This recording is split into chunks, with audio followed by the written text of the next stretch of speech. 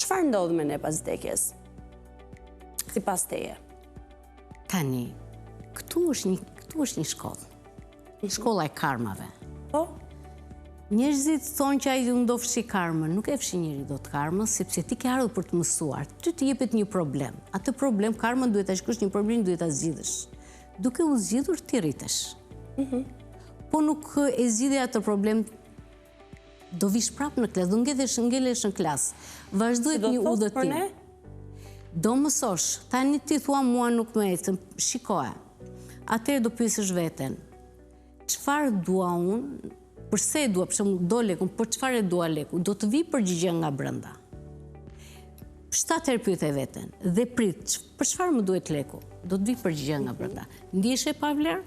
Sepse në përgjithësi njerëzit që ndihen pa vlerë janë të etur për lek. Ata që ndihen në skam janë të etur për lek. Kurse njeriu që ka qëllime, nuk është i aposinuar pas lekut, po pas qëllimit. Sepse sfida shijon. Kurse leku të kthen në sklavin e tij. Dhe çfarë ndodh me ne? Ne duhet të rikthehemi disa herë për të plotësuar. Kthehesh derisa të rritesh. I keni parë ka njerëz që quhen njerëz, s'dua të futesh në thellësi. Si quhen? Ka njerëz që nuk është zhvilluar akoma empatia me njerëzit. Nuk kanë mëshirë për njerëzit e tjerë, se thotë vetëm unë. Ai nuk është formuar në anën shpirtërore.